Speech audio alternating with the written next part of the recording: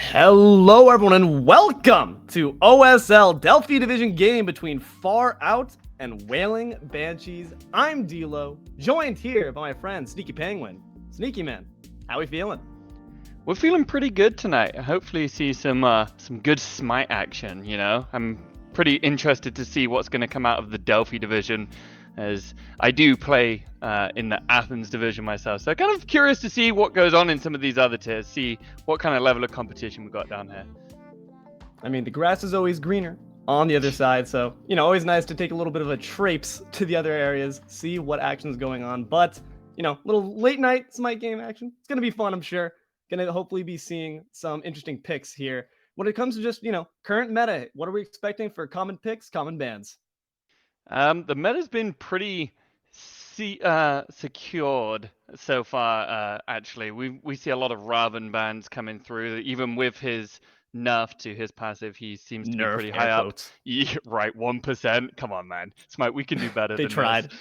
And then we got Marty as well. I think that's probably going to be hotly contested. I don't expect to see that one go through this evening. A lot of safety, a lot of range poke, a lot of comparisons to AMZ, just a lot of that trash damage you get to throw out and not really have to think about, but that self banish is so potent.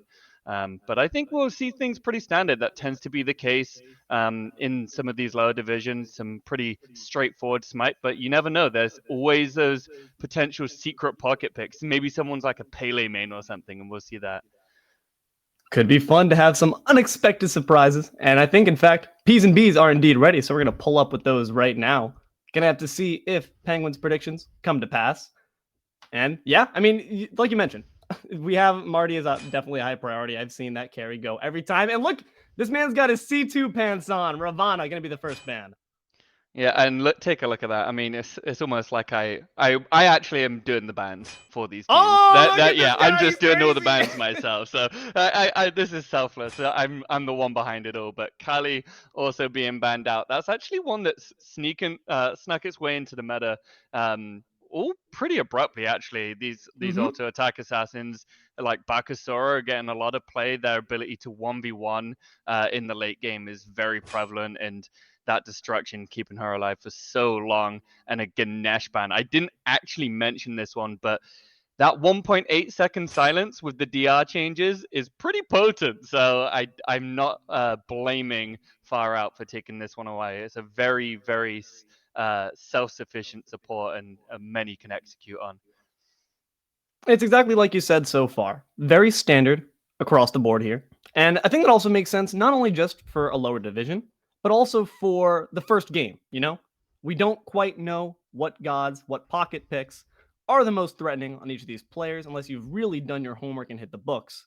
So why not start standard? Why not start with what we know are just dominant meta presence threats, such as the Yorm, such as the Thor, being banned out by Wailing Banshees?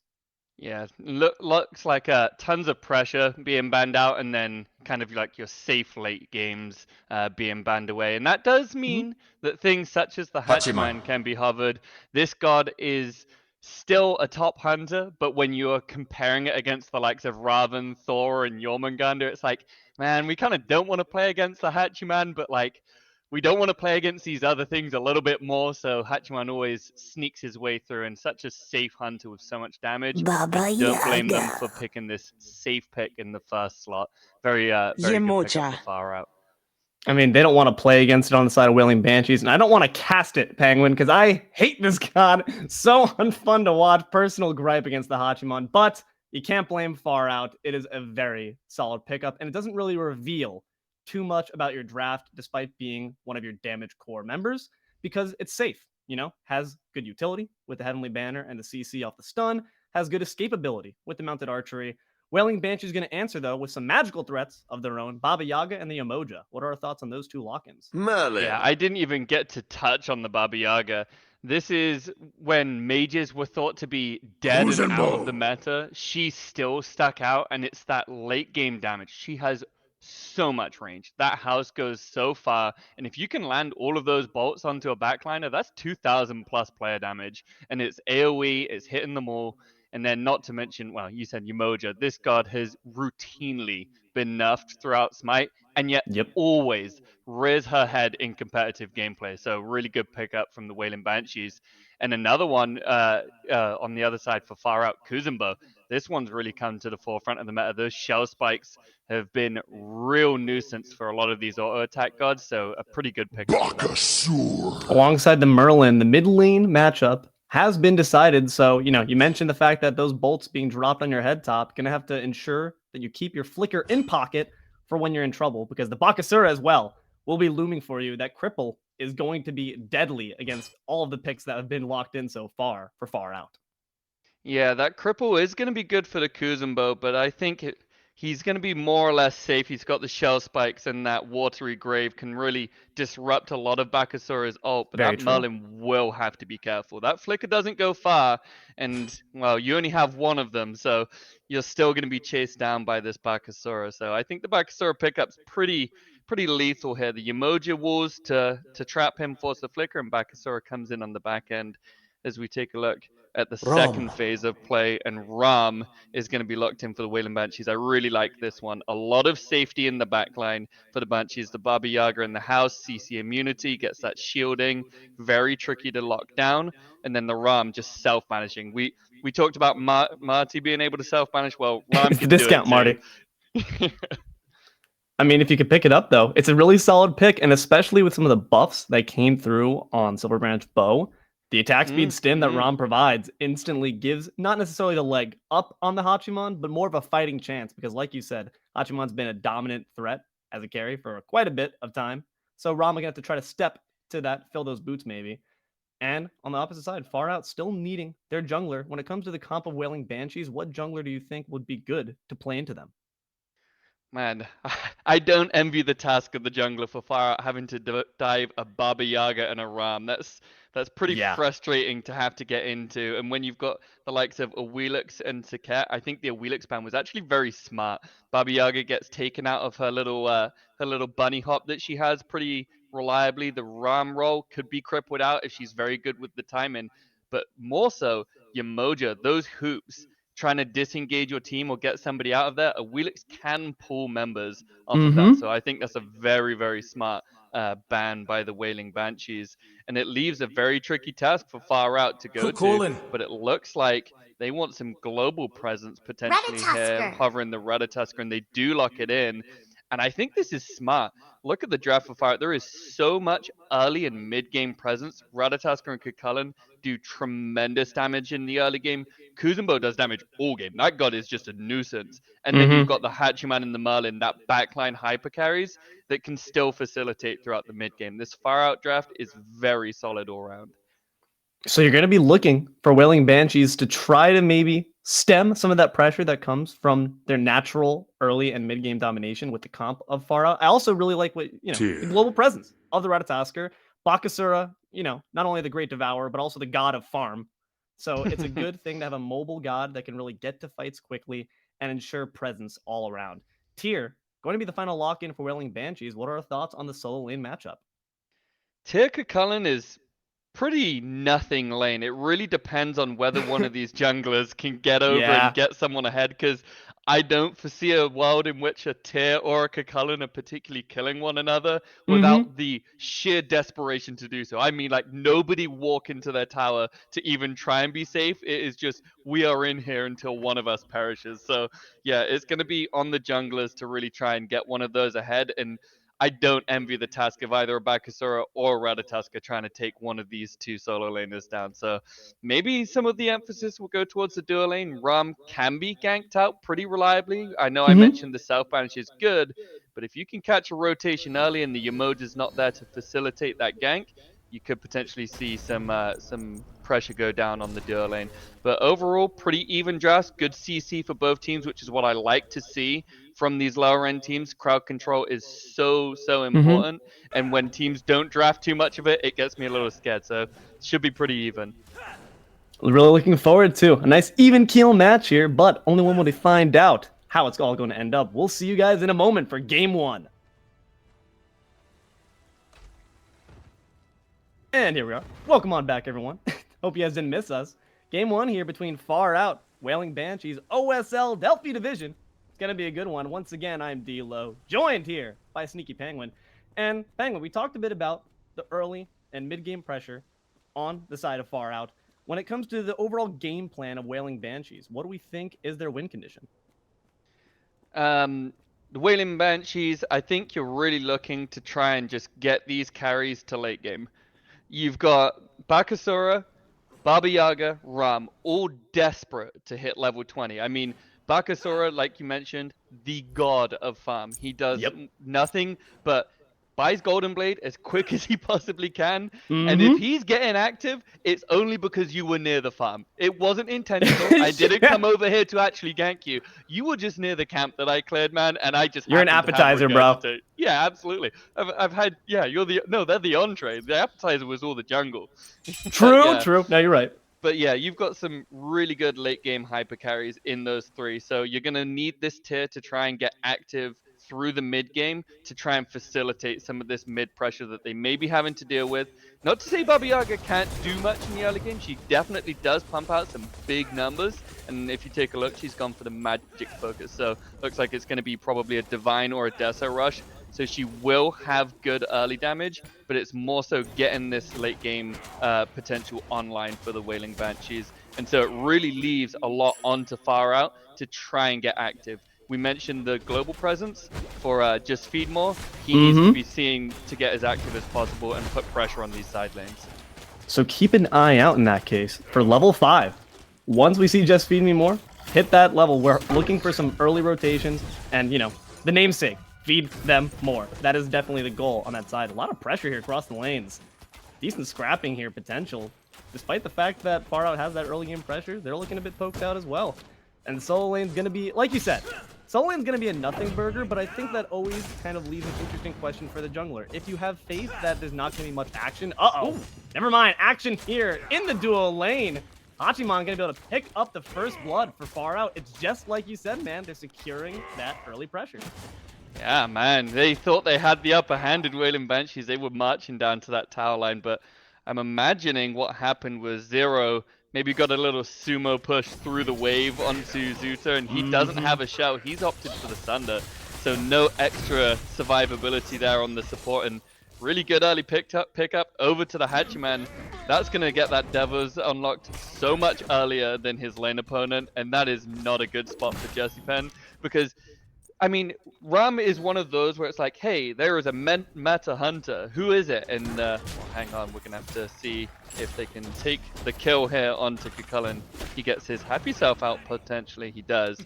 But yeah, Ram is just one of those who, whatever the meta hunter is, he's like the counter meta, where it's like, ah, man, I just kind of clear the wave pretty consistently, and I'm survivable. I just kind of live in the meta, but I'm never the absolute top pick. So he should be okay, but he's going to have to concede a lot of these shield buffs and the like over on the left-hand side of the map, and that could get him a little bit behind and get this Far Out squad with that global presence to maybe get some more early gold periods. So it's on them to kind of get the lead on this side. Oh, some early aggression coming in here, this time from the jungler. Not level 5 yet, but doesn't really matter if you got the damage to boot. Flurry gonna shred those protections, shred your health bar. Gonna flicker out of the blast off to evade the damage. Can you burn down the last dregs of health? The dash is gonna secure it. Just feed me more. Just like we said, the rat is getting some acorns in his pocket. Yummy. He goes ahead and grabs those back camps too, and I know Draco wants those. He's like, hey man, that's my job. I want all of the neutral farm and all of your farm too, because that's my farm. But yeah, absolutely well recognized kill potential on those mid camps. Well, hang on, kill potential on Jesse Penn. Beads forced out onto this Ram, and we still have the Ratatoska lurking, looking at that purple buff invade. So plenty of pressure. Like I said, going over to this duo side of the map as they perfectly secure that away, and that leaves Draco in a rather sad spot, just checking all the camps and they're all gone. That's so sad, man, to see. He's just like, anyone home? Not quite. You're going to have to find pressure elsewhere. So my question to you that I was going to ask earlier, when you have the nothing burger solo lane, do you decide to afford some pressure in there? Do you try to swing the scales in your favor? Or do you just leave that to the wayside, let the chips fall where they may, and then try to put some more attention on the duo or mid lane? I think what you're looking to do here as Wailing Banshees is, I think you can turn up for the next purple. You bring the Bakasura over early, he's ticked over to level 5, and you do have that regurgitate to, or sorry, not the regurgitate, you have the minion eat to secure, and you have your Modra ult to try and zone and such. So you have good tools to try and secure, but if that goes horribly and members of Far Out turn up, you just call it a wash and you go to solo like this. Oh. And there it is. Just like you said, man. You show up to solo, grab a quick snack for yourself, might get another one. Yak attack. Gonna be putting the damage on top of your head. One more bite will do it. Gonna secure the kill. Draco gets the Cucullin. Perfect body blocks on those minions. Well trained there by Draco. He's like, hey, guys, just make a little Athena shield wall around this guy. And he got body blocked in there for much longer than he wanted to. No Golden Blade either. Just the ultimate damage and maybe some extra true damage from those Butcher Blades. Well played from Draco, recognizing, hey, man, I've got nothing to do over on the duo side of the map. And just like I said, takes his attention to that solo side. And that can be impactful. I mean, this can give Tyr maybe an opening to try and get active. I know Tainted Steel and the Cucullin one makes it pretty frustrating for a Tyr to try and sustain in the lane, but he's got that regrowth. He's going to be zooming. At the very least, you got the speed on your side. And speaking of speed, just Feeding More actually used the ultimate. Didn't quite see it go down, though. I mean, it's 1-2-1 as far as the kills go for the junglers. But overall here, 5 minutes in, Far Out with a small kill lead, very small goal lead as well. But by no means is Wailing Banshees at all worried about that. They're continuing to play with some good tenacity. Yeah, they've just got to kind of keep turning up for their own neutral farm for the time being and get this Bakasura to maybe steal farm where he can if they're rotating many members in Far Out, if they're bringing 2-3 members to a single camp. Maybe we just go and split and get farm elsewhere. You can triple split over there. We'll get some solo farm over here, and they may have a bit of an altercation over the mid camps here. It was secured by Wailing Banshees, it looks like. Oh, might be a kill secured though. Watery Grave as well as the Merlin. Gonna be able to find the Baba Yaga. Regurgitate's been dropped, but not much damage to accompany it. Watch my nanny, says. Bakasura says, watch my purple minions. We got minions for days out here as everyone's summoning their little boys to help out. But the entourage, not quite good enough. Wailing Banshees jungler gonna have to retreat on back with their tail between their legs. Yeah, just a sad little level 6 Bakasura demon child thing. I'm not quite sure what he's supposed to be, but he kind of looks like that. But this is really well played from Far Out. They're sending members to contest this farm against the Bakasura, and that's quite frankly not what he wants to do. He's like, hey man, I'm just trying to Golden Blade this stuff down, and you're just kind of ruining my vibe here. So they're forcing him to take farm under the tower or get the most retreated farm possible. And getting this Merlin very active early. I mean, we saw him flickering in up towards the green buff early on. It looked a little bit like it was going to be too much, but no, they got the job done. They picked up the kill. So really understanding where their team is strong and what they can press. And, well, they might press some buttons on Jesse. This could be troublesome. You see the posturing for the sumo slam, but the bead's going to match it. Gonna try to dash up, just get a few more basics in your back, but at that point, you've got what you want. Relic burns are useful. You can note that for next time, because they can make another engagement like that happen. Rom is dead.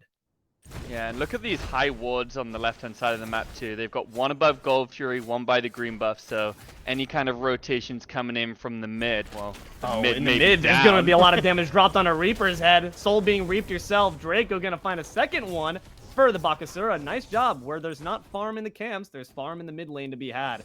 Just Feeding More, not quite happy with that conclusion, though. Just going to suffice for some acorns on the minions. Gets blasted back by the Riptide, but doing just fine. Nonetheless, Far Out going to be able to, unfortunately, sustain another death there. There's the sumo slam this time. Watery Grave, had it bring you down to the namesake. Nene Kappa can't get to the sky quite quick enough. Brought back down to the grave. Very well played by Far Out. He had no idea this Kuzenbo was behind him. Just pushes him gladly into... I'm not even going to make an attempt at the Hachiman's name. Maybe you can help me with that one. I have no idea what that... I got no idea, man. Help me out. Oh, I'm being told it's like Lake. God, there it is. That makes me really uncomfortable. I don't like saying that at all. Anyway, very well played, though, from Zero. Pushes him into the Hachiman very nicely, and then he doesn't panic. He doesn't throw the dash instantly because he knows Kuzenbo has that Warrior Grave to instantly interrupt the rolling assault from Jesse, and no way he gets out of there after that. No beads, no roll. He was kind of dead to rights. A very clean pickup from far out, and continued momentum and pressure onto this duo side of the map. Not even going to try. Well, they will try and contest it now and be A little bit of an attempt there. unsuccessful. Gonna be able to secure it nonetheless. I mean, makes sense that the guy's name is Lake because that play was wet. That was on wet right there. And if you can continue to just dominate the dual lane, 2 kills up on the Hachimon, they got that as the first pick. They clearly have confidence in their carry. Yeah, absolutely. Put him on a very strong pick, and they said, hey, we'll enable you to do what you want, because Exactly. this isn't a matchup that Ram particularly enjoys. He doesn't trade well because he doesn't have the ability damage. You know, the Heavenly Banner and the dash stun is a lot of extra damage you're having to trade into at a deficit, so very much feed in the hot hand, and that early first blood has gone tremendously for him. But this means might be the feeding the rotation beast goes of to Solo. Draco right here, but the cripple field wasn't quite as effective as you might have wanted it to be. Was able to get out of that pretty quickly. Nice fearless blink to get him back into the tower. Deny the option of the jungle with the River's Rebuke as well.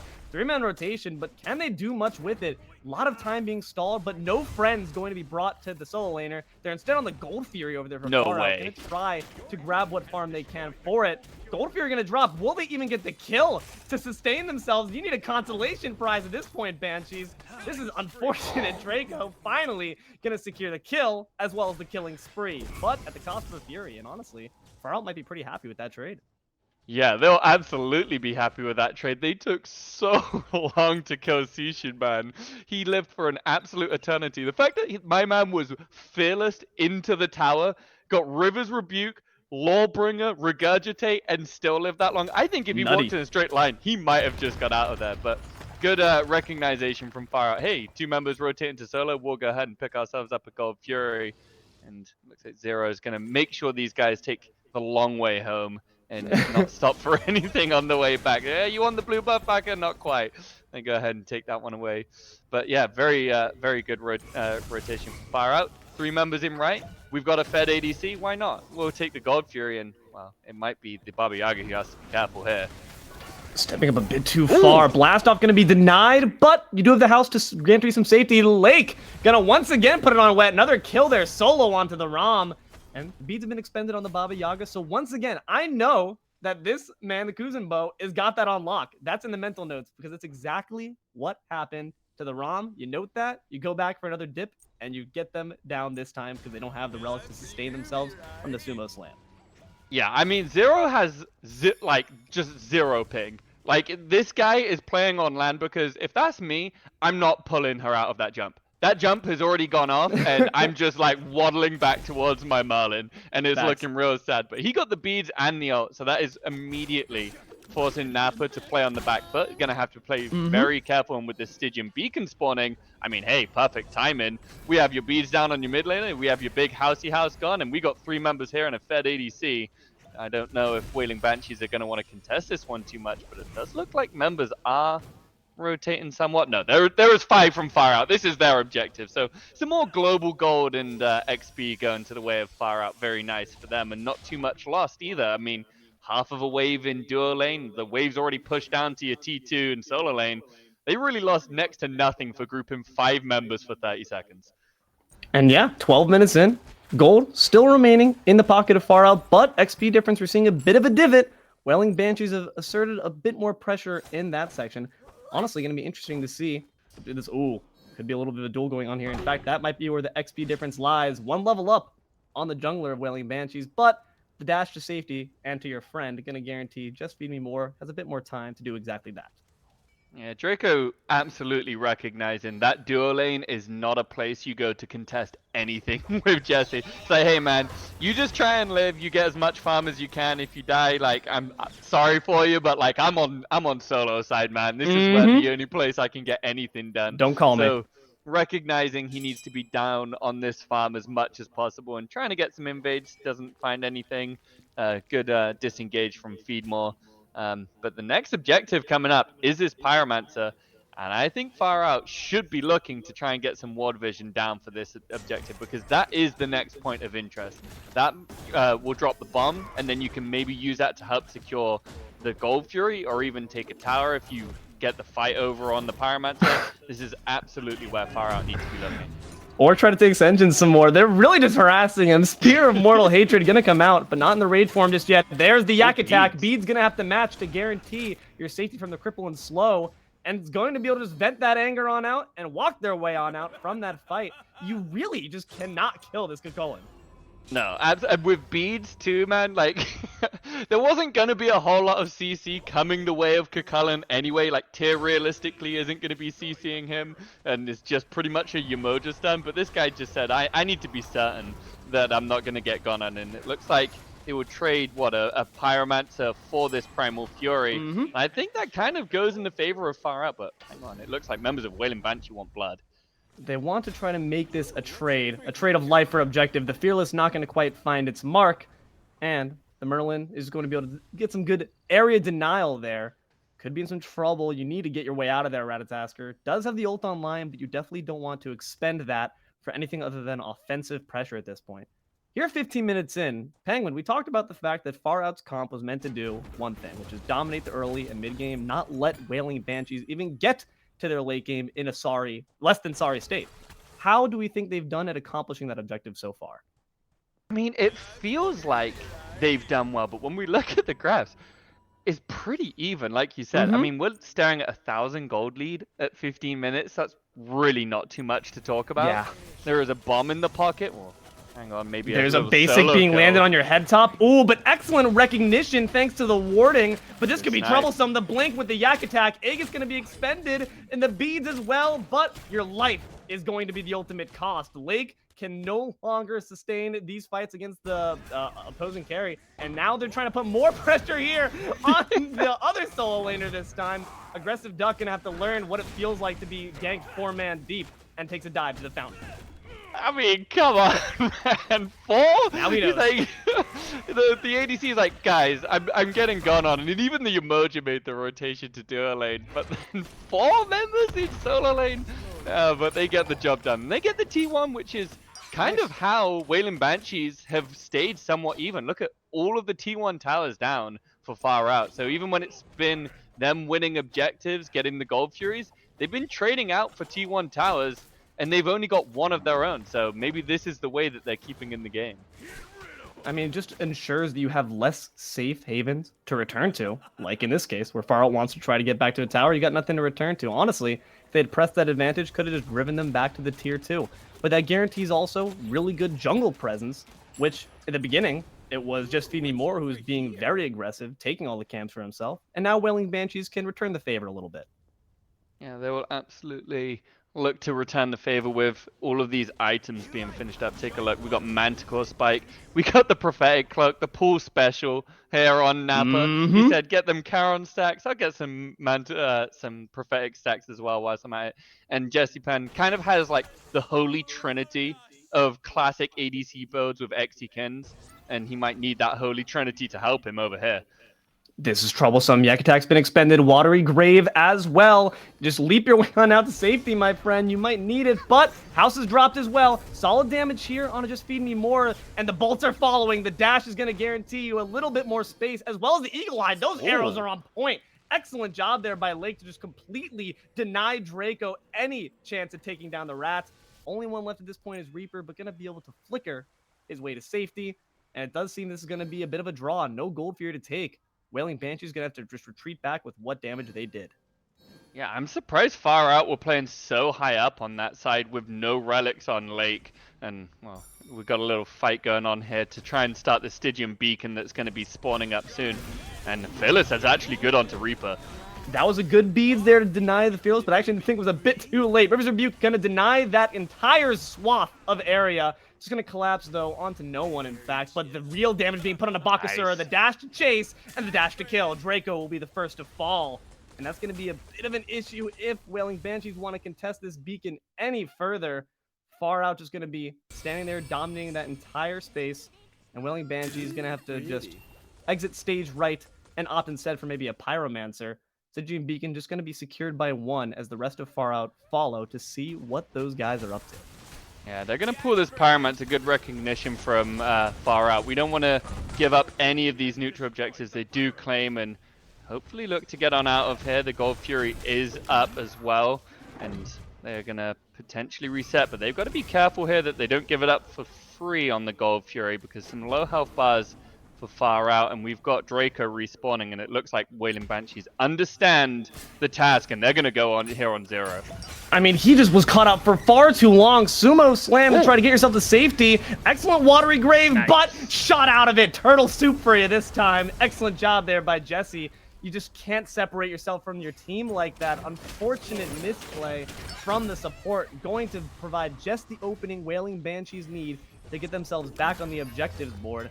Trying to zone his aggressive duck. Wailing Banshees do manage to secure the Fury, and they're going to try to secure some kills. Yak attack there, dropped on the Colin. Finally, they can get the kill without needing any extra time for it, courtesy of Draco. Fearless back in the midst of your team. Jesse's going to pick that one up.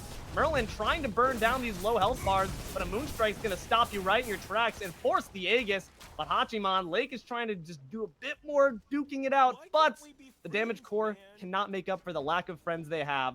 Far out is unfortunately far out of the realm of being able to win that team fight. Wow, what a turnaround there from Wailing Banshees. I mean, they lost the early kill, Draco falling before that Stygian Torment, and that gave that up completely. And then with the Pyromancer just very politely spawning right after that, they go ahead and pick that one up too.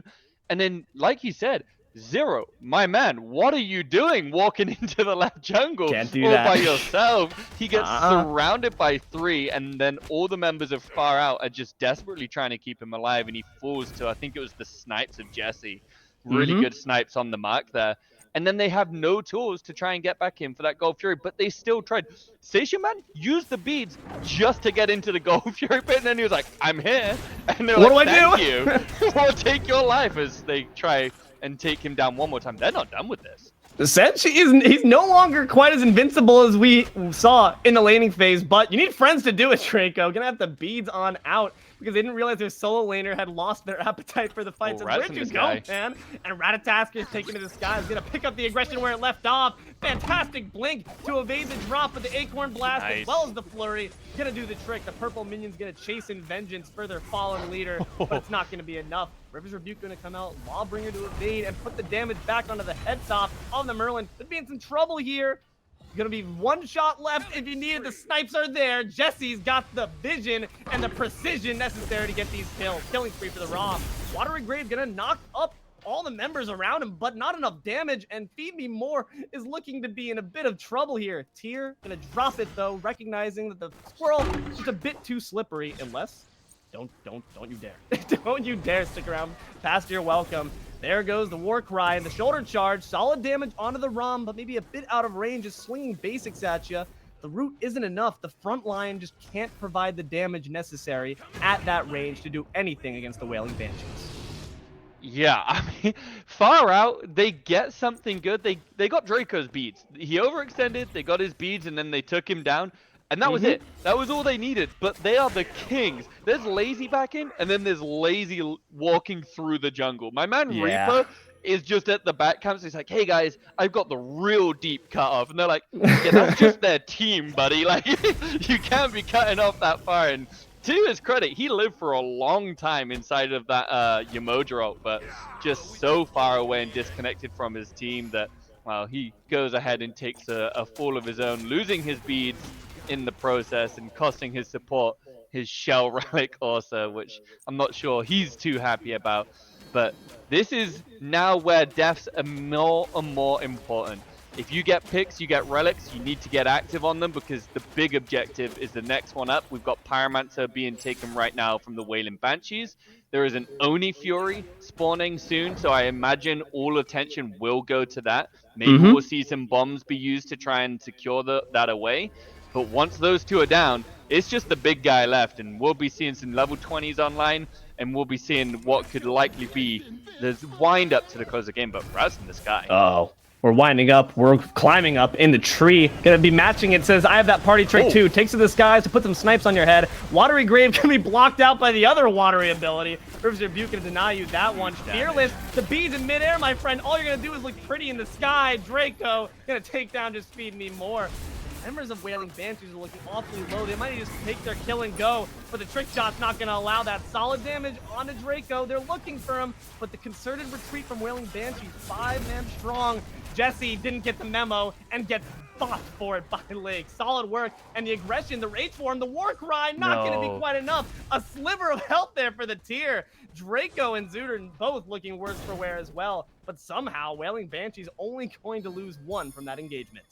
Yeah, only lose 1. Unbelievable that is all that falls a 1-for-1. It really felt like Far Out were on the back burner. They were all out retreat, but then that nice re-engage from Station and Zero really got things started, and they managed to pick up the T1 tower. That's not a small thing to say, because that is a lot of safety around some of these neutral objectives. If there is a Fire Giant dance and we're looking at another Pyromancer fight, if a fight goes south, there's no T1 tower to run to. You got to go all the way back to that T2. So a lot of safety has been stripped away from both teams. No one gets any T1 towers. Everyone's scared all the time. And that's just the way things are going to be as Wailing Banshees do group on to this Stygian Beacon. And I don't think we're going to see all that much of a contest. Maybe a little Nene Kappa gets thrown into the mix and they do go ahead and pick that up. And that's going to unlock the Titans. I mean, they're going to be marching down mid, which is not too often, actually. Usually it's they're coming down some of these side lanes, but this is something you have to answer for. Those Titans do serious damage, and they will take a Phoenix by themselves. And if I'm not mistaken, if there is another Phoenix, they won't go to Titan, they go to the next bird. So they rotate around, man. They just have, you know, they're bird hunting. They're hunting some Wesley birds, and that's what they're going to have to do. But the question is, and I think even though we've had this change for quite a bit of time, it's a bit of a wild card. Teams still sometimes don't quite know how to play around the Titan. And that might be the case as well here in the Delphi division, where it's a bit lower, but hopefully going to see some good play around that. 25 minutes in here. Far Out now securing a bit more of a strong gold lead than we've seen prior. 3,000 ahead. Not too shabby to your name, but the level differences also spelling in their favor. You have 1 level up on the Merlin, but Baba Yaga's presence has nonetheless still been felt. So the question then is, what does Wailing Banshees need to do differently to get themselves back into this fight? I think they're doing absolutely fine. They just need to show up in numbers with good vision to get people in. Maybe allow some of these level 20s to tick over as the Titans do finally clash in the middle lane. And Red Titan's going down fast and the blink is in. That's a Fearless there, but not too much damage. Gonna have to match it with Tree, and you're gonna be brought up. Where are you gonna land, though, is the question. Gonna land in the midst of none. Lawbringer's a different story, though. Gonna grab 2, bring him right back to your team. Snipes a bit off the mark. There's a 3rd shot at the very least. The Titans have all been driven back, except for the Order one's gonna keep on marching down, and the members of Order are gonna keep on marching down as well. Reaper gonna find the duck. It seems that we're going duck hunting at this point. In the back, you still have, he's been trying to find as much damage as possible. Spear of Mortal Hatred has been used, and the Rage has been unlocked. The War Cry is not going to hit anyone. More of an Intimidator bonus at this point. And Draco's looking incredibly low, courtesy of that Titan. Tried to drive it off. Jesse's going to fall victim to the Rat. Titan finally goes down, but at the cost of 2 members of Wailing Banshees. Yeah, 2 members and a lot of Beads Aegis went out in that team fight. I mean, Reaper, my guy dropped Beads Aegis. I don't think there was anything but 3 allies next to him when he dropped those Beads Aegis. You saw Aggressive Duck get real aggressive on it, drops the Fearless, the Lawbringer immediately onto him and tries to take him down. And somehow, miraculously, peeled for was Reaper because Aggressive Duck was actually the one to take the fall. And I didn't think they were going to catch Jesse Pen, but they sure did. And well, I'm going to have to hold my tongue because Fire Giant is being burnt fast here. And they're gathering around it. Wailing Banshees have the ability to step up and contest. What will they do is the question. Plenty of ultimates are online, but Zooter's, the one that matters, might not be the one that's present. There's the Yak attack, but the Watery Grape to match. Far Out is going to secure the FG, secure a kill, why don't you, on the takeaway. There goes Draco, very low is Zooter, dropped down on your head, and brought down to Fountain, courtesy of Just Beat Me More. Sumo Slam, not going to be able to quite find the marks, but closes the gap just a little bit, and the gap in your health bar has been reduced to nil, courtesy of Reaper there. Tier 2 tower will fall, 3 members down on Wailing Banshees. Phoenix is their next apple of their eye. Yeah, and they've got Fire Giant. They're taking this one down fast with Emperor's Armor and a bomb. They might just want game here. They're strolling right up. They have no qualms with trying to end it here. It's a risky call, but I like their style. Duck trying to do exactly the namesake, go aggressive. But the snipe's going to be dropped down into Zero's head. Could no be damage in on trouble. Titan. Don't have the minion presence quite yet. They need a bit more damage here. Coming up in 12 seconds is Draco. That's going to be a big damage presence. Jesse going to put it on to Station, and they're also low on Far Out. Double kill there for the ROM on the Rat. The disengage is complete as the triple kill is brought down. 4 members down on Far Out. They have, unfortunately, completely failed the siege, courtesy of the ROM and the Tears defense. Yeah, stout defense there for Far Out, and Reaper's going to be the last one to fall here to Draco. All 5 members dead for Far Out. I mean, I couldn't help but feel like that was actually game on the cards for Far Out. They had Fire Giant on 5, decent health bars, but no damage on the Titan for so long. It sat at full health for a solid 10 seconds, I think, before anyone even took attention to it. And by that point, the Titans have cleave orders now. They're going to take you all down if you group up. And now it looks like the Wailing Banshees might actually look for game of their own, or at least a mid-Phoenix. I would hope not. I hope they've learned the lesson of Far Out, because that's a tale. That's a fable. An Aesop's fable you got to learn from here. They're going to just take that bird and retreat back. You have still towers up. You still have 2 Phoenixes up. We play it safer now. We learn from the mistakes of our opponent. And it seems like that's oftentimes been, Sneaky, the downfall of Far Out. Their hubris, their over-willingness to overcommit. That anime protagonist syndrome that befalls so many Smite players. If Wailing Banshees just gives them enough rope, they seem to always hang themselves with it. I agree with you. I will admit, the hubris does get in the way. However, I would much rather see teams, especially in divisions like this, have the confidence of making a play and then learn from the mistake of going too aggressive than to never make the play. So I can respect that they're always out there hustling, trying to get it done, you know? So it's like, oh man, yeah, okay, we had a good fight. Let's see if we can get a little bit more, and then, oopsie, we kind of did the wrong thing a few times repeatedly. But like next game we won't, maybe. I can respect a lot of energy coming from Far Out, so I don't mind them getting stuck in, so to speak. But now we've kind of reset the game here, Dilo. I mean, there's a bird down for each team, and it's kind of not the worst ones. These are waves, fire waves that can be dealt with without too much difficulty, without giving up full fire giant potential. But it looks like Wailing Banshees want to see if they can sneak themselves a T2, and they're clustered up here. Far Out's not intent on letting it go for free. River's Rebuke going to lock into. The Phantom Shell's going to have to be expended to guarantee some safety, but the tower's taking chunks out of Zooter, and the Squirrel's taken to the sky. Riptide your way to safety, not going to be obliged. Squirrel's on your head. The Acorn Blast not going to find the damage necessary to finish off the support. Heavenly Banner's been dropped as well as the Watery Grave, but Aegis is to match Station. Gonna find Zooter. Finally, the support goes down. Yak Attack gonna find many members there of Far Out, but is it enough? Light gonna get a nice double kill there. Reaper's gonna fall as well. Wailing Banshees at this point, their lines have been decimated. They're fully on disengaging, but what can they do at this point? Caught between 3. Station's gonna find the Baba Yaga. Soul Survivor's the tier. What can you do at this point? A far better stance for Far Out to finish. He does have his flaming blink, so some extra damage, but no beads and no wall. This is a huge task here for Aggressive Duck, and he's really up against it. A little bit hesitant to Far Out. Looks like they're going to try and take the bird first, but hang on, it might be they just want to go in. There's low health bars. He's got to be careful. You do have Zero who's going to sumo slam him. Back in the midst of the Phoenix, though. The bird's back up. Don't let it get shots off on you. They do manage to grab it before it does anything to them, but I think just the fact that the Phoenix came back up was enough to scare them straight, and they said, we're good here. We'll just take that and go. Yeah, they happily go ahead and take that one. And very fortunate is Feedmore to just go ahead and get out of there just before Aggressive Duck, because his ult was back up. I mean, he catches his back there. That man is dead, and that is a fire giant for Wailing Banshees. So very helpful for Feedmore to stay alive there and not just perish for pushing one more wave. One more wave syndrome gets the best of all of us, but sometimes we're powerless to resist. And we finally see members coming towards what is now an EFG. This is even more important than the last. This will give extra damage and backdoor protections ignoring on those Phoenixes, so they will fall very quickly to the likes of Lake or Jesse, whoever can get those. And we saw Beads be burnt out very prematurely from Lake because he dashed to try and get out of that Yamoja roll under the T2 and couldn't fit through the gap. So 8 seconds of uncertainty for him on those. But look at Reaper, no relics for 55. That is a long time to be contesting a fire giant.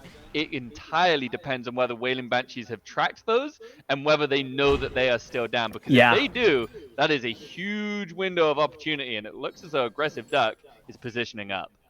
And that's been their primary means of initiation. Aggressive Duck doing exactly what the name says. It's going to be a nice Fearless there. Drops down the rat to half health. And the Snipe's going to try to drop it down fully. Where were those shots going, though? A bit wide there, my friend. Maybe you need a chainsaw instead to cut down the tree. Rat probably is going to posture for a safe exit from this fight. At this point, you're too low to contribute. Just going to have to hope that you can return back in time before the Fire Giant dance does begin. Yeah, no relics burnt out from Feedmore, just the ultimate, but that is a good engage to him. We've seen him do really good work on the second phase of team fights. You see Station Burn get in there first, or maybe even Zero, and then he comes in for the re-engage. When they're all grouping up and trying to regroup and retreat a little bit, he comes in and he dunked down on 4 in that last team fight. So that is a big ultimate to take from him. It's not too far from coming back up. A lot of cooldown onto the Ratatoska, so he doesn't have to be too careful. But Wailing Banshees have given up all posture on this Fire Giant pit. Yeah. They had the Pyromancer, and then they just all backed up, maybe scared of an engagement from Far Out. And Far Out are going to go ahead and pull this.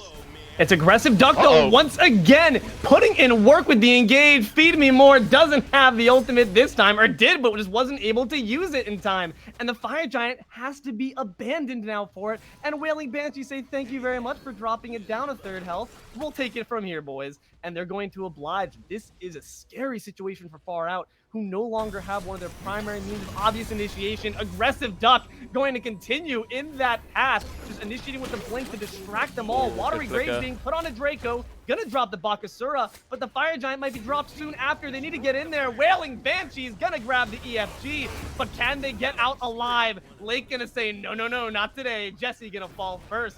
The Lawbringer has to be used defensively to get yourself some space. Far Out is trying to run rampant, just trying to take as much as they can off of Wailing Banshees, being a bit too overconfident with that objective push. Yeah, 2 picks down, so this T2 will fall. Do Far Out have enough hubris to go ahead and get that Phoenix, because they could possibly get 2, maybe 3 long death timers here on the side of Wailing Banshees. They're going to look to defend.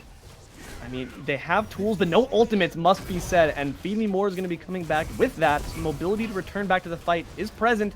Zero's dropping a bit low, though. Could be in some trouble, and the Phoenix has no damage on it. Negligible, really. This could be troublesome. The shell's been expended. Now they're starting to focus fire on the objective, on the Phoenix. The bird will fall in the right lane as well as the mid.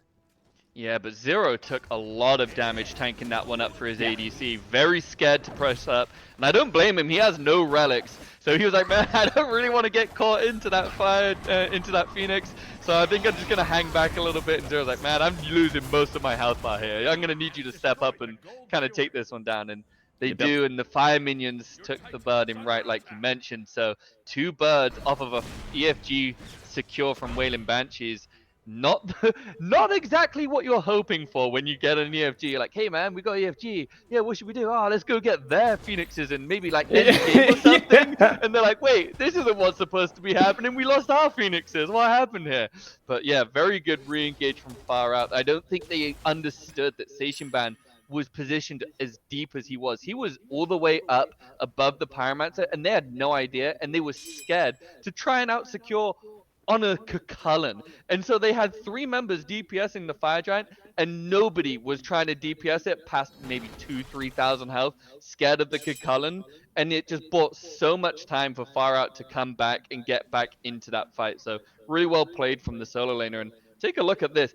The no FG team clearly think they have it, because they're trying to siege a left bird. I mean, they have Oni waves pushing up, but you have to imagine those can be dispensed of relatively easily. 5 members now up on Wailing Banshees. Far Out needs to make sure they don't make the same mistakes of the past. Seems they're going to opt to play it a bit safely, but I'm worried. The longer they wait around here, the worse I feel like things are going to be, as Aggressive Duck is clearly edging to try to get a blink engage. River's Rebuke's not going to catch anyone, and Ratatoska's going to counter by taking the disguise, and Rom's going to do the exact same thing. It's a match made in heaven there. Wailing Banshees going to be trying to counter-initiate there. Yak Attack's down, but it's not going to be enough. Just Feed Me More, just going to take down the jungle instead. They're moving right down, trying to catch more kills before they return to the fountain. Jesse's going to be able to roll on back, but it's nonetheless going to be enough damage for Far Out to finally secure the Titan for game 1. Wow, far out, no FG. They said, yeah, man, but we're feeling pretty good. We'll go ahead and step into that Phoenix. A premature Yamojiro secures their happy ascendance into that bird, and they go ahead and claim game number one. Very confident gameplay from far out. I mean, it's like what you said. If at first you don't succeed, try again. They made some mistakes there on the side of far out. They had some failed pushes, but in the end, they learned from those mistakes, and it's adaptability that will win you those games. Yeah, and they looked very comfortable to try and take on just about any task. More times than not, they were the instigator on just about any kind of initiative going throughout that game. So I'd love to see more in game number two from that. That is the kind of gameplay that will get you to the top of the tables and winning competitions. Yeah, I mean, beyond aggressive ducks, I do want to throw credit to aggressive duck though. Yep, That was some yep. hot initiations off those blink fearlesses as well, but certainly need maybe a few more pathways perchance to open up those fights and set the rhythm in your tempo on the side of Wailing Banshees. But only one way to find out. We'll be right back after this break for game two.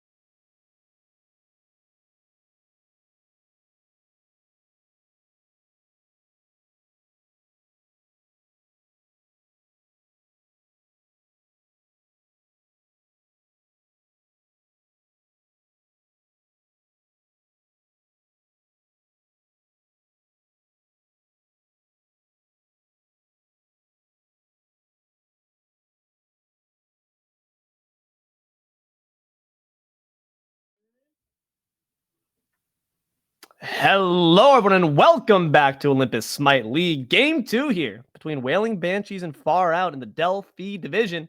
I'm D'Lo, joined once again by Sneaky Penguin. Penguin Men, we just saw a pretty impactful game here. Far Out, they made some mistakes, but in the end, came up with the W. What overall changes in strategy we're looking for when it comes to the P's and B's from these two teams?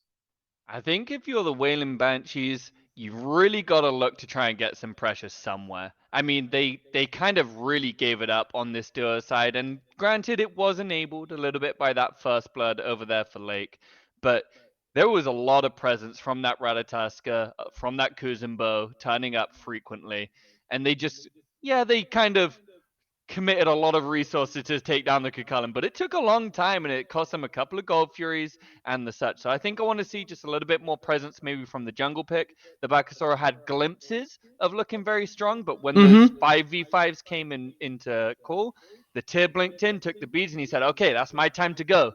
And he blinks in and ults, and the Kuzumbo ults, and then the Bakasura is more often than not being burnt to the ground by the Merlin. So Yeah, I want to see maybe just something that the jungler can get a little bit more active on there for Wailing Banshees. that's a good point there. All right, let's find out here. We got P's and B's loaded up, so hopefully going to take a bit of that advice because you're right. The Bakasura, there was definitely moments of magic there on the side of Wailing Banshees, but unfortunately snuffed out. The tier is the thing that I was really honestly rooting for. I think it gave them great initiation, great relic burning, but oftentimes they wouldn't take advantage of the displacement just enough. I think there just needs to be a bit more communication, a bit more cohesive targeting, perhaps, on the Wailing Banshees. And I think when you don't have that in the first game, it always is helpful to have a comp that gives you an easy flow chart of, who do we initiate off of? Who do we kill? How do we accomplish that? So hopefully Wailing Banshee is going to take that into account as well. Picks and bans, though, here. A lot of counter bans that we saw in game 1 that are now taken off the board here. Kuzumbo and Baba Yaga for one. Yeah, Baba Yaga did still do some pretty commendable damage over there for the Wailing Banshees, and it seems as though Far Out just kind of decided we don't want to deal with that one again. Your mid laner looked pretty competent over there, so we'll go ahead and take that one away. And we'll ban the likes of Raven and Kali, but hey, when you ban a Kuzumbo in your final slot here for Wailing Banshees and you don't ban the Martichorus right there in the first pick, this is a potential carry, especially I think like we mentioned in this division where comms are so important. And you said it, there was a lot of times Tyr blinking in, getting those engages, but there wasn't too much to follow up off of it. If your comms aren't good for diving Amati, he is going to make you pay. And I love this first pick for the Wailing Banshees.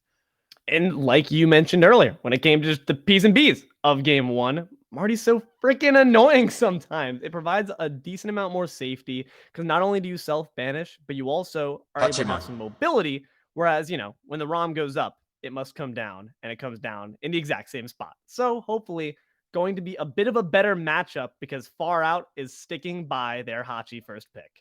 Yeah, they pick him up, and Lake looked very strong, so I don't blame them. But one thing we actually haven't mentioned about the Martichorus, this is a very flexible pick. I mean, more times than not, we're seeing him in the mid lane. He has really good ranged poke with that one. That trail goes so far, and that's root on his 2, I believe it is. Scales up really high, and you leave those grass patches just about everywhere, and that mid laner is like, great, I'm stuck clearing a wave under tower 24/7. That's never a fun time. So this Martichorus is offering some flexibility for the Wailing Banshees. So very good pickup, and the Ganesh locked in. This was banned out in game number 1 before.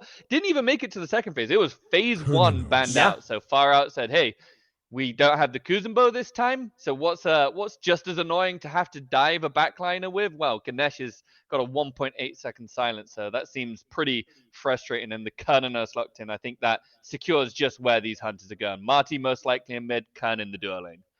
Interesting that they had, like you said, a flexible first pick where your cards are a bit closer to your chest, but they decided to kind of reveal their entire hand right off the bat. They just really want to secure a carry that they can feel comfortable with.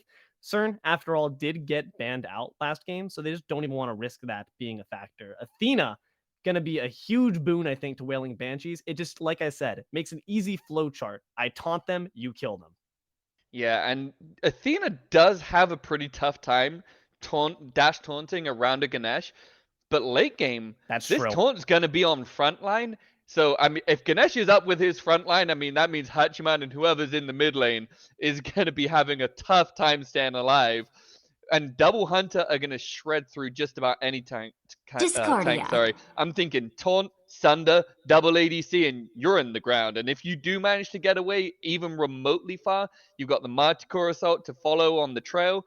You've got the Kernel Polymorph, no DR on Polymorph. That is a true CC. So lots of tank shredding potential here for the Wailing Banshees as they go ahead and pick up the Discordia here for Far Out.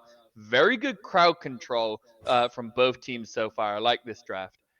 I mean, it's on demand, right? The root potential madness. Discordia can also really punish you for grouping up. So you have to make sure that you're being careful when those apples go flying. Meanwhile, Ben is going to be put onto the Kakolin. Wailing Banshees say, we don't want to have to deal with dedicating so many resources. We want to kill your dang solo laner. Yeah, Seishan was a nuisance on this Kukulin. He was re-engaging deep at times when it didn't seem like a re-engage was on, and he was like, "No, man, I'm still coming for you, by the way," and just like harassing the backline. So I respect the ban out here from the Wailing Banshees. They don't want to deal with it. Sun Wukong being banned out, and he was banned out in the second phase last time, receiving a buff to his passes. So I don't hate that ban. A lot of safety over in the solo lane, and a Bakasora ban actually here from Fire Out. Kind of surprised because I feel like they had really good tools to deal with the Bakasora in game number 1, and they did so pretty handedly. But it seems like they don't want to deal with Ratatasker. that much auto attack potential from Wailing Banshees, so they just go ahead and ban it out and pick up the Ratatosker once more for game 2. A lot of pawns from game 1 have been taken off the board. Merlin as well. It was employed by Far Out, but they don't even want to see Wailing Banshees touch it. Ratatasker, like you said, going to make a return here. What do we think Rat does differently, maybe in the new context against the new Wailing Banshees? I mean, he is definitely going to be able to force Mardikorus to go up into the sky. He does have to use that defensively or use the beads. It's like pick one. And so it really depends on what solo lane Far Out do decide to pick up. But also Kern can interrupt the dash maybe. He doesn't have particularly safe ways to escape a Ratatasker. And if this Rat picks up a bubble, I think he can chase down the backline, providing he has a solo laner to help enable him. He can chase down the backline very effectively, but I think he'll play it much like game number 1. A lot of second phase engages and a lot of just re-engaging for the side of Far Out. So this has left some question marks for Wailing Banshees as to what they want to do as they take a little bit of time over these last 2 picks. It looks like an Achilles and Poseidon. This is a tale as old as time in Smite if they lock this So in. fun. Taunt Kraken. And you just take the support out of the game for the first 15 minutes. It's so frustrating to be a Guardian against such a combination. You know, I have to imagine this Poseidon might be going jungle. And if that's the case, there's a weakness with it, but there's also so many pros to its name. Like you said, the burst, unmatched when it comes to the easy taunt Kraken flowchart. They're making things clear and obvious for themselves. Who even needs comms? A newborn animal can pick up that combo. So that's making things a lot more simple for you. But an Odin cage could also make things simple for Far Out. Just grab the immobile mage. Yeah, this is a really nice pickup in the last slot. It's one of those where it's like you're feeling like we've been pretty excited here for the Wailing Banshees comp. It's like, oh yeah, this seems good. A taunt into 2 ADCs or a taunt into a Kraken. If they live, we've got Mario, we've got an execute for a tank. Like this is gonna go well. And then it's like, oh, you're getting all giddy and excited, and then they lock in Odin, and you're like, huh. We have no way out of this.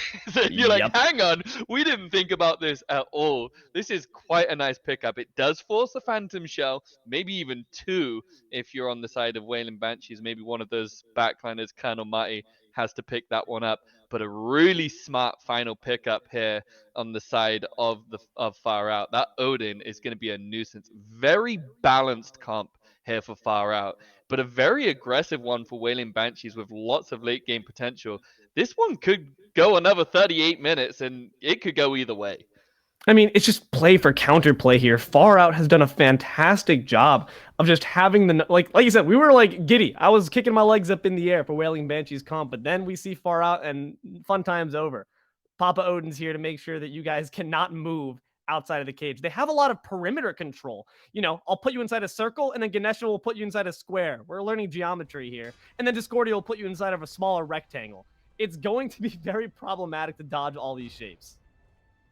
Yeah, it's definitely going to be a lot to contend with, and we are ready for the game, so we're going to see just how these line up, if that Poseidon is truly going into the jungle, which I think we can imagine it probably will be. But yeah, we're going to see just how these line up, and something we haven't actually touched on, Discordia passive. That is nothing to scoff at. That's a lot of extra damage in an economy where Big damage facts. has been nerfed. So it's going to be interesting to see if that comes into play, maybe through the mid game or in the early game. It's going to give that Odin probably some extra damage over there in the solo lane, because you anticipate the solos are probably going to have top damage for a while.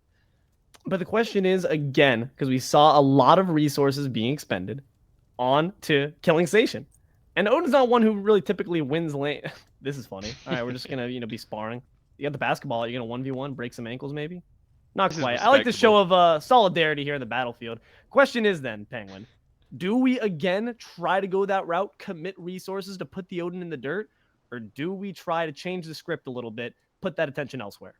You definitely have potential to do so. I mean, Whirlpool Kraken is probably going to put him in execute threshold. So there is definitely options to do so. And I mean, he's rushing the breastplate immediately. So you know that you're going to be going against no magic defense.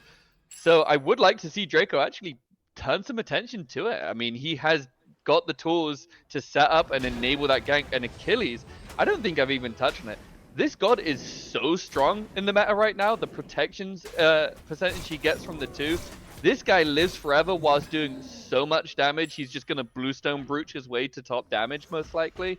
This god is very strong in the mid and late game. And, well, I'm sorry. The First Blood might just be here in duo again. This is troublesome. Going to dodge those last basics to ensure your safety, but Zooter's got to be careful. You don't want to see an easy kill being put back onto Lake's fingers. Yeah, that would have been repeat of game number 1.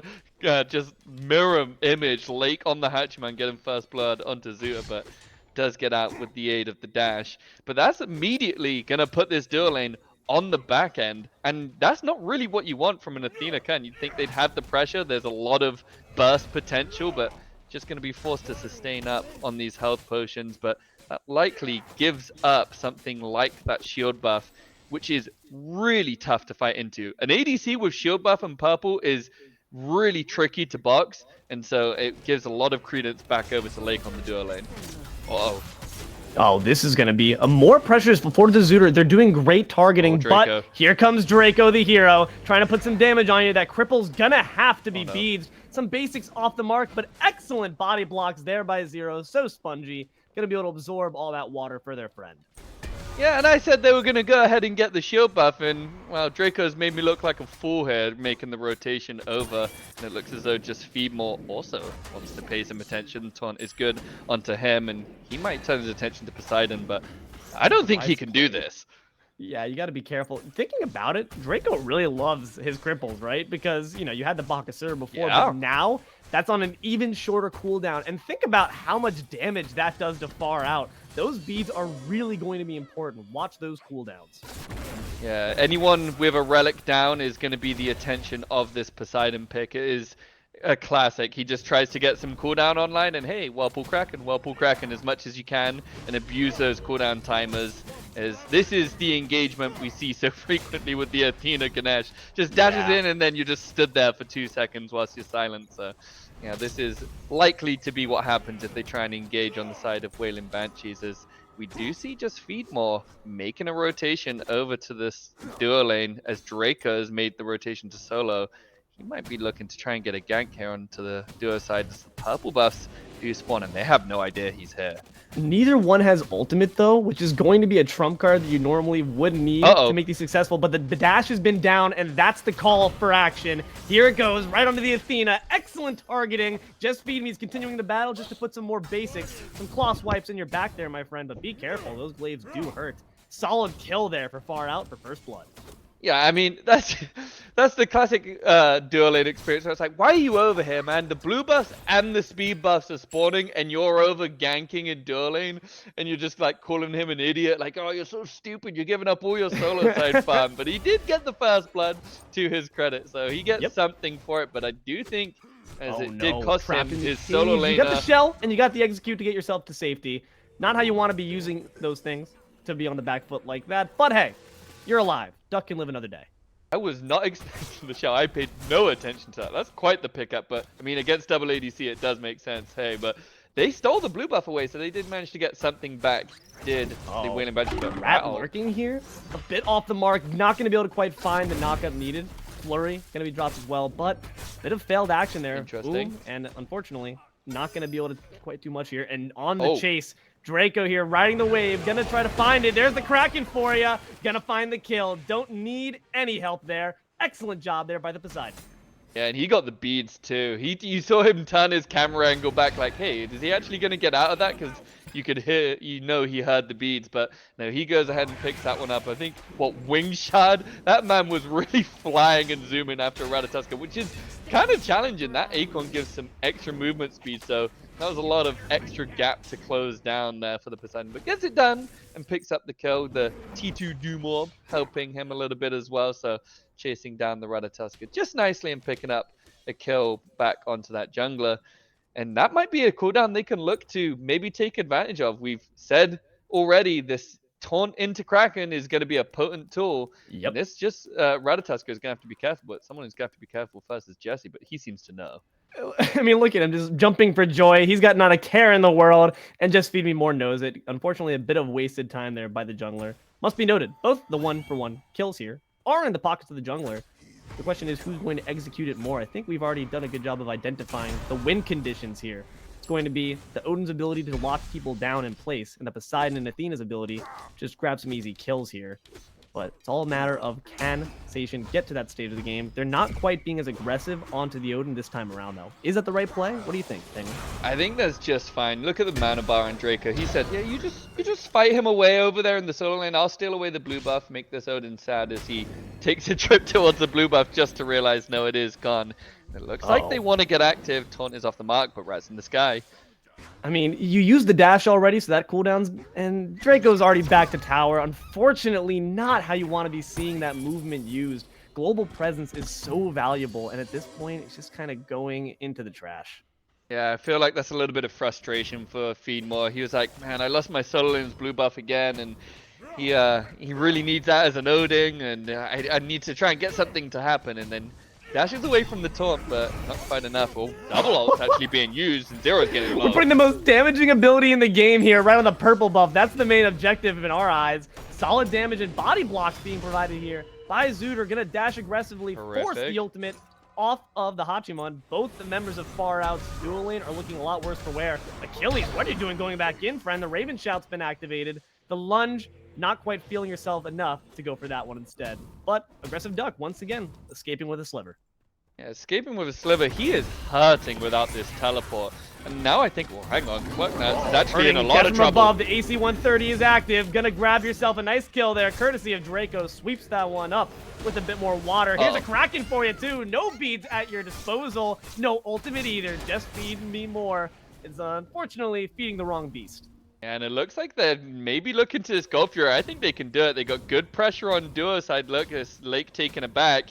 And they've got a lot of DPS with double hunters. Zero is the only one contesting, but happy to actually just go ahead and continue to farm up a little bit. Maybe not quite enough DPS with just some just their first items being finished, but a gift of a fight in mid lane for the Wailing Banshees. Clucknuts, I don't know what you think you're doing trying to trade into this Martyr Chorus, but that is not a trade that goes down in your favor much, if ever. And so just immediately getting out traded, doesn't jump far with that erratic, I'm not quite sure what that one's called, but the jump, the little tiny little leap, the baby leap away, erratic doesn't get behavior. it quite far enough, and then Rat comes in to help. Nope, you're gone too, buddy. So this Ratatoska being shut down often and frequently, as is Jesse Penn, just like game one. Yeah, Lake is just a threat to behold. You really got to be careful. But the rat was present there too. Have to imagine feeding more might have helped out a bit. Guys, now's another time for a jumping party. We're 8 minutes into the game. And speaking of, let's take a look at the quick charts real quick. 3-2. We use a scoreboard. Wailing Banshees have a kill up, but the gold not spelling the same story. An interesting divergence there between the kills and the gold and XP difference. XP looking quite the same, but it's a negligible lead for Far Out. And that's something that happened in game 1 as well, where it remained the same for a while. But here's the execute. Not going to quite find the mark. No. Cage secures you some space, and the shell is down. So going to be able to at least retreat on back to the mid lane. That health pot's not going to do you much good, though, Station. Needs to lunge your way to safety. Only going to meet a Martikaros in the jungle instead, leaping right on the top of Draco. That was a bit rude of you. Draco's going to pay you back with a nice and clean kill. Killing spree for the Poseidon. My man lived forever, and it was enough to get his team the Gold Fury. Very smart decision. Well, not if you're Station. If you're Station, you're going, guys, I've literally escaped just about every single thing in the game, and you guys have really let me down. And then he hears the Gold Fury go down and say, yeah, you better have done that. You better have done that. That's the minimum you could have done. So yeah, Station doing the Lord's work in solo lane and surviving for just about everyone. Because he has teleport, this guy is actually ahead, if not even, or probably even to ahead, actually, on his lane opponent, because you can see Aggressive Duck. He's gone for Phantom Shell immediately. 800 gold sank into a relic never feels good in the solo lane. You are never going to be having a fun time in lane when you're putting that much into just one relic. And I think that's what's cost him. I mean, they've gotten the blue buffs on the side of Far Out, but Station doesn't really care about that. He's going, okay, you do that. I'll be ahead of you in gold, and we'll go ahead and actually, we're going to go ahead and try to kill Zero. Could be in some trouble. The dash is aggressive, but the rest of the team doesn't quite have the moxie to continue chasing down the elephant. No trophy hunting today, as Jesse's just going to return back to farming. It's unfortunate. You want to see those taunt initiations, but the Kraken not quite feeling it this time around. Yeah, and that's a really tanky Ganesh. Fully stacked Thebes and an Iron Mail online, so he's really tanky and looks to put some pressure on Jesse Penn and force him out. The chase is still on. Here's the Defender of Olympus going to just deny the damage and instantly provide a little friend for you as well. And Far Out wisely recognizing, okay, this battle's lost here. The pillars have been expended, but Beacon might be coming up pretty soon. Draco, a bit of a nasty time to recall there, friend. But you need more, once again, expended the ultimate, but also use the dash. So when they land, they're going to have limited mobility. Don't need any more than that. Draco going to be dropped down on their head top by a rat. But Napoli going to be able to find the kill in a clutch. Now, this could be troublesome. Martikaros doesn't have the ultimate anymore for safety. Silenced out. Feed Me More is looking a bit worse for wear as well. Retreat to the grass, my friend. You need a little bit more of safety. Both the members of Wailing Banshees and Far Out deciding to just let the 1-for-1 remain to pass. Yeah, mid for jungler, which maybe goes down in the favor of Far Out. This Discordia still contributing to the team by virtue of her passive, but that Poseidon has been roaming around and getting active. So getting a kill onto that 3-0 Poseidon does feel pretty good if you are the side of Far Out. Stygian Beacon will be opening up soon. And I don't know if we'll be seeing the solo laners for the first Stygian Beacon. Maybe we will. We did see it in game number 1, I believe.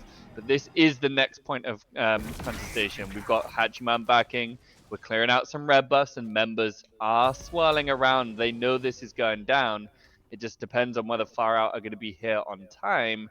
They can contest, but they look pretty content to give up control of the pit. I mean, you have a lot of space control on either side. And that's what makes this objective so unique. It's not about how much damage you do. It's about how much area you can cover. And between the pillars, the cage, which is now present thanks to the rotation from the Odin, you have a lot of it to provide. The Raven Shout, Bird Bomb, not going to quite find what they need. And in fact, I think that's beads down on Draco. Unfortunate. And that's enough to just decide we're going to have to let this one go. Far Out, do secure the beacon.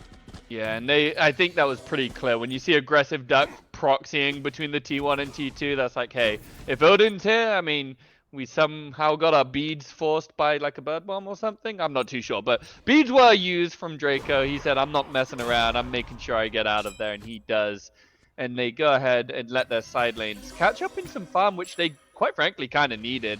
We've seen Jesse not have a particularly fun time over in the duo lane once more versus Lake. He is even in experience at this point, so that's not too bad. And oh no, he might be getting war crimed again. It's a 2-for-2 here. Gonna have to expend the bees on the Hachiman to prevent yourself from being turned into pork chops there. But at the very least, another even trade. No one's quite willing to full commit to any fights just yet. Zuta's got to be careful because there's 4 members now far out milling about. Might be looking for a Fury or maybe just going to get a bit of extra farm for your troubles. Yeah, they know the Gold Fury is spawning, but I want to go back to, are we sure that Hatchman turns into pork chops? I mean, the guy hopped on a horse. He doesn't hop on a pig. Of going on the fritz there, but you know, you don't want to get polymorphed. No one likes being polymorphed. You know, I like to remain a human. Thank you very much. So, just gonna opt for the safe play. We are kind of seeing that though, a little bit of fritzy relic use there. Everyone's got to make sure to keep those in your pocket because they're going to be very useful for these later game engagements. Yeah, that trigger finger's a little itchy on both sides. I'm saying, I'm not getting caught out by anything, so just happily throwing the beads out. And that's, I mean, we mentioned it in the death segment. That's not a cooldown you particularly want to be giving up, especially when there is things like an Athena, an Odin, a Ratatoskr, speaking of. Uh-oh, takes the disguise to just avoid that damage. We've seen this be used defensively an unfortunate number of times, and it's such, again, it's a really useful tool Straight in your to gold. kit. You don't want to be seeing it used to flee a fight. You want to be seeing it used to start the fight. And Wailing Banshees are going to take that as a signal they need to begin this Oni Fury. You do have the crack in your pocket, but they also have the pillars. Which one will succeed? Wailing Banshee is going to destroy the Oni Fury. Zoot are going to be destroyed soon afterwards. Seems that Wailing Banshees, though, beyond that, are going to be able to successfully disengage. Yeah, they might look towards this T1 tower, but the wave clear is pretty safe here for the Wailing Banshees, and they're going to crawl their way over to the Pyromancer, and it just depends on whether Aggressive Duck wants to turn up for this one, and it doesn't look as though they do. The call has been made, so we see 2 coming in. And the big apple's going to be dropped onto your head. That's New York, baby. And that's going to be a decent amount of damage as well. Aggressive Duck not going to be able to quite stop Far Out from taking that one. Taunts on in, but Ganesh on the front lines, and like you said before, is quite tanky. Can't quite drop enough damage to really make it worth the engagement. We're just going to have to let them take that Pyromancer and go. But here comes Station, and taunted back in the midst of them. Death from above, going to put him in execute range. You might not even need it, though. Phantom Shell's been expended. Decides that it is worthwhile. Aggressive Duck going to finally find the solo laner. What on? The Station has played this game pretty cleanly thus far, surviving for a long period of time, not losing out too much with losing his blue buffs in lane. And my guy says, hey, we got the objective. I'm just going to go, like, stand in front of 3 people and just get executed. It was questionable, but Jesse. This is troublesome. Right into the pillars, drops the Wild Hunt on yourself for safety, but this time you're turned into pork chops, courtesy of Lake. Excellent rotation there. Made it worthwhile. Far Out puts another one on the board. Yeah, takes another spell. I don't think it'll be the last for Jesse. He seems to be the target for much hatred for Far Out, and it's usually Lake. I think he's already got him 1 solo kill onto Jesse, but yeah, they like to rotate the Ratatoskr as well. They're like, hey man, we think we can kill you pretty easily, and they do so once more. His Talisman of Energy was hovered here as the pickup, and Dash Taunt is good onto 0, but that is one tanky elephant. And the Strife did massive amounts of damage to both members there. That was rough for Wailing Banshees. Beacon's going to be back up, and you have to imagine with this amount of health remaining, Far Out might be able to secure that one as well. You mentioned the fact that Hachiman, 3-0 at this point in the game, 1 level up as well, has been doing really solid. Do we agree with the fact that Wailing Banshees on the opposite side has kind of left that lane alone as far as the jungler? Haven't really seen Poseidon make a trace over there for some time. Yeah, I think he kind of recognizes that we probably can't shut down this Hachiman. If he has that mounted archery, you're never cracking the Hachiman. Very true. So it's a really tricky gank to pull off. You kind of need Jesse Penn to take the 1v1 and lose it gracefully, but hang on, losing gracefully is Aggressive Duck into Sky's Wrap, but no dive for now. Kind of surprised with so many tanky members here that they didn't just opt to take that.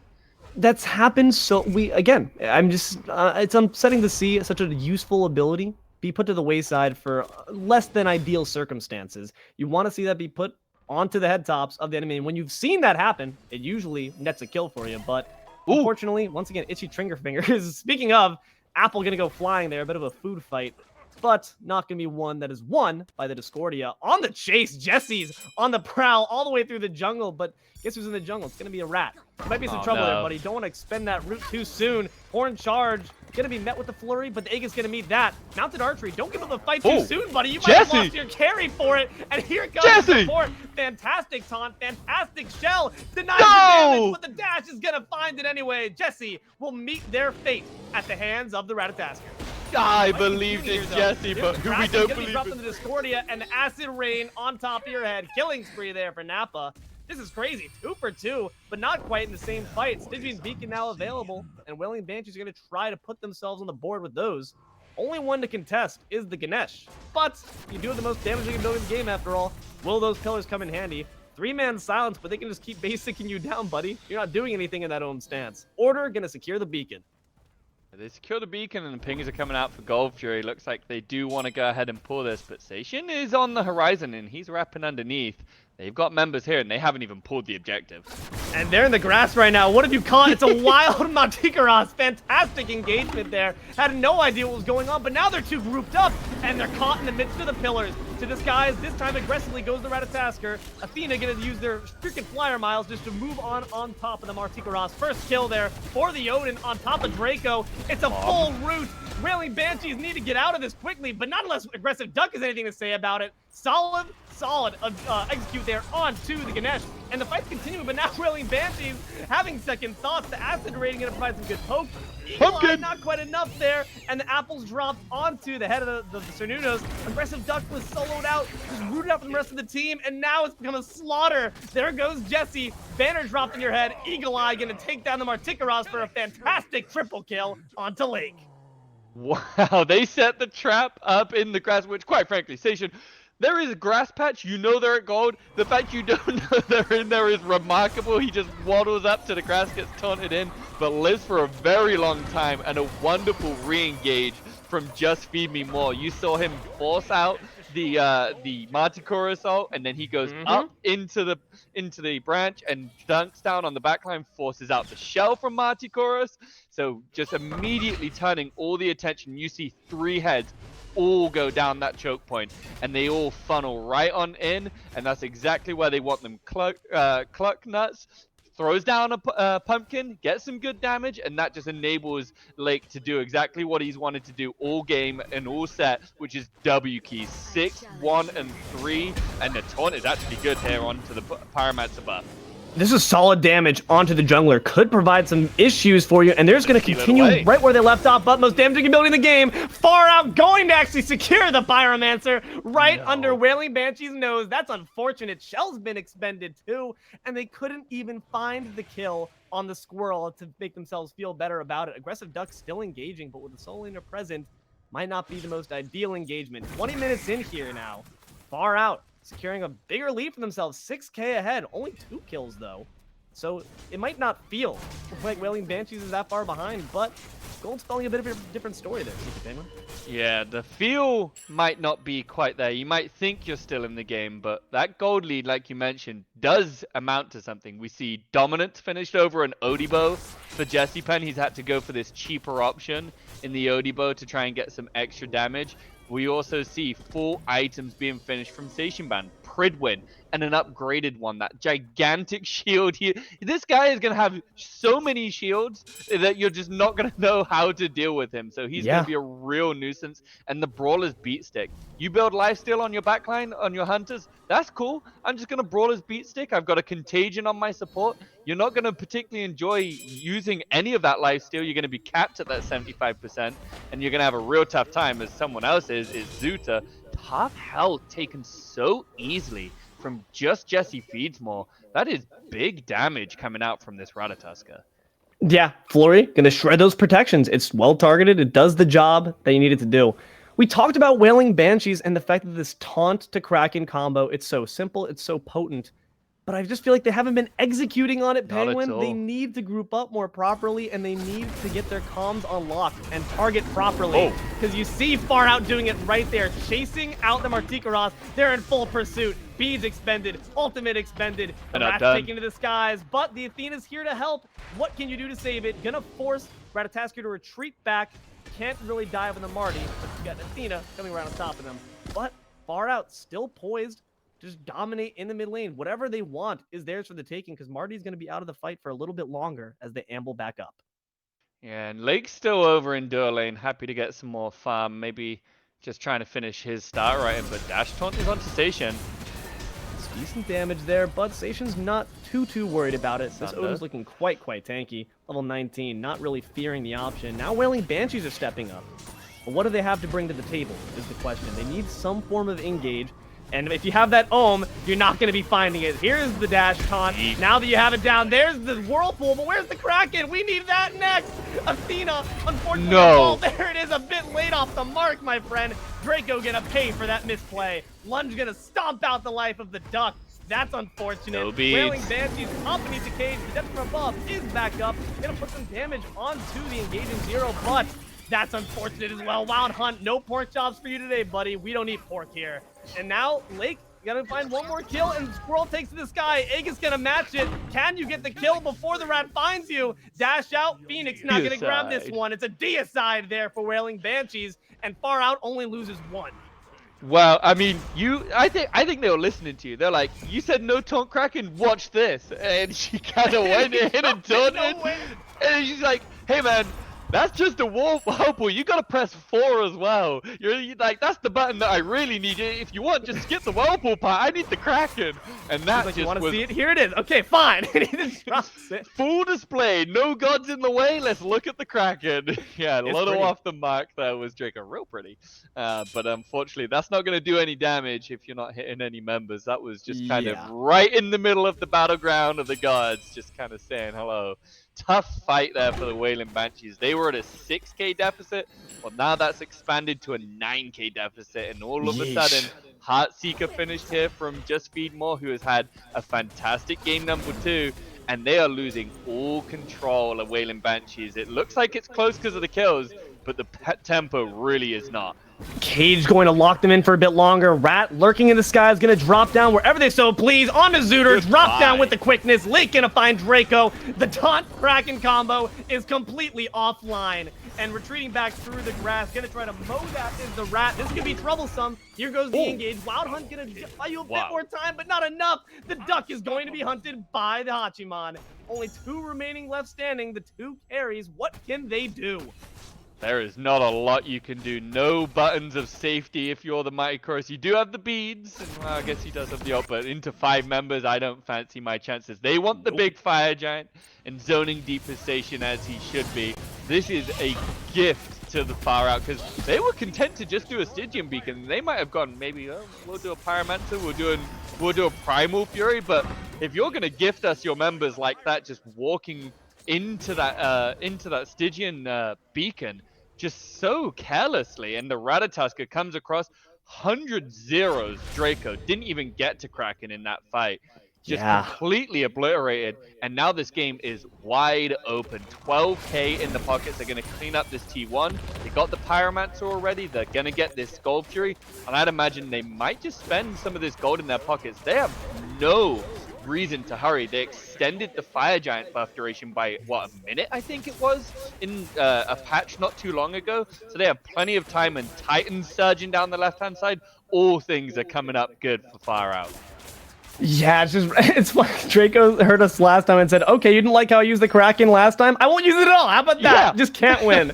But that's the thing about this comp. I actually saw a Jungle Poseidon comp earlier today, and the issue is if you're not accomplishing that one combination of the taunt Kraken, you are not fulfilling your vision, and that is a wasted god play.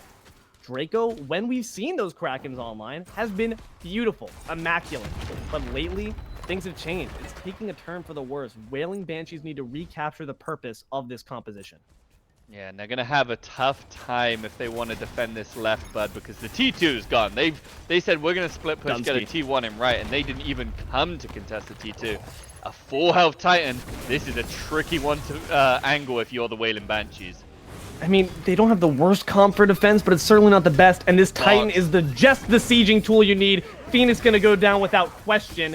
Draco looking Phoenix. a bit poked out here. The Kraken's been dropped, but is it enough? Not quite. Draco gonna fall, as well as Zooter. Once again, they're just completely targeting the taunt to Kraken combo. Drop down right on your head. There's a double for Just Feed Me More. The Ganesha might fall in turn, but that's not what they're even prioritizing. They're just looking for the Titan. It's Rock'em Sock'em Robots here. Will it be able to be taken out? No, not quite. Far Out gonna opt to instead just go for all of the birds. Gonna grab 2 for your troubles, and now poising for this third in the solo lane side. Yeah, just gonna let some of the Fire Giant sustain to come through, but they are still positioning for it. Station has actually teleported back in. They've got to be careful here to Wailing Banshees.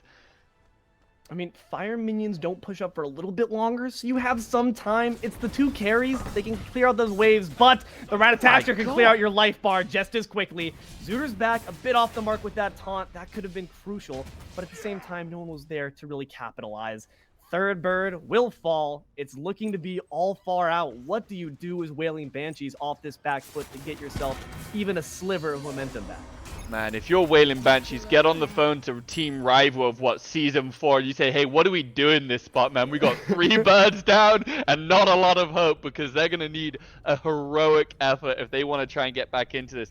Not even Aggressive Duck is level 20, so he can't even upgrade that starter. That's such a sad position to be in 28 minutes into the game as a solo laner. But this game just got out of hand and Far Out fast. They turned up when they thought they could, and they really couldn't. Far Out were there in numbers, and they were happy to keep on engaging. We said in game 1, sometimes they're just biting off a little bit more than they can chew, and they go a little too far. But no, Far Out this game, they kept biting more, they kept chewing, and they kept getting more. Yeah, I mean, this game is looking to be a bit too much for Wailing Banshees to swallow at this point. The thing is, this comp does have a clutch factor. Like we said, it's about that one combo. It all hinges on it. So that is both a blessing and a curse. So far, it's been the latter. But if they can just get one 3-man Kraken, everything could potentially turn their way. But Far Out, with the Fire Giant soon up, they have no reason to push the issue. Pyromancer are going to be grabbed first. Can only imagine EFG next, as it is nearing the 30-minute mark. Yeah, EFG spawning soon. All of the relic timers up in the next 20 seconds for Far Out. Everything maxed out. 3k pot for Just Feed More. So he's feeling real comfortable right now. They're going to say, yeah, we'll go ahead and we'll pick up an Oni Fury first just to make this siege just a little bit easier. And make sure you don't come in and contest for this EFG, which, quite frankly, I really don't think the Wailing Banshees have any conviction in doing so. They'll guard into the mid lane as well with Odin and Ratatuska. Make sure no sneaky EFG pull comes out from the Wailing Banshees, picking up the Oni Fury nice and comfortably. And the EFG gonna spawn just soon. So really nice stuff here from Far Out. And I don't think there's any comfortable way. Look at these wards deep into Wailing Banshee's side of the jungle. Maybe there's your engage.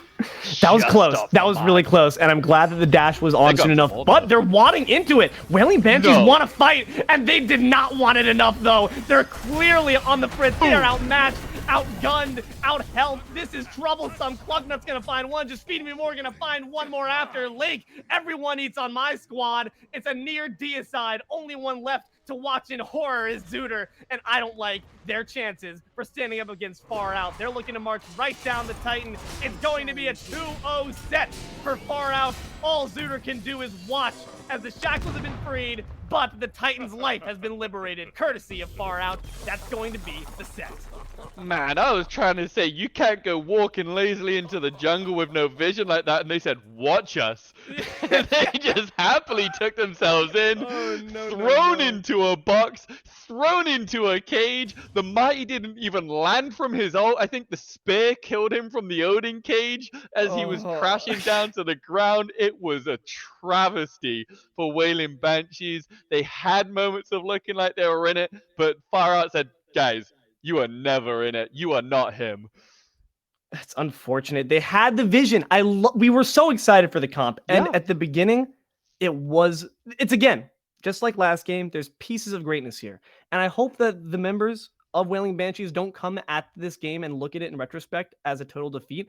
There's pieces here that you want to capture. Put that lightning in a bottle and just find the other ingredients, mix them in. You need to maybe garnish it a little bit. Let it marinate a little bit longer, because there's certainly some things to love about what they were playing here. Yeah, absolutely. There's been numerous teams. I mean, even up to the SPL level that can find huge wins for the first 15 minutes, and then it's that second phase of the game that they Yeah. struggle to try and get things together, and that's when it really matters. You can lose a game gracefully for 20 minutes, but in that final second half, you've really got to bring something, and that's something they can work on. But they don't, like you said, they don't have to be too down on themselves. They have a lot of good things. They had moments where they looked strong. It's just about rounding it out.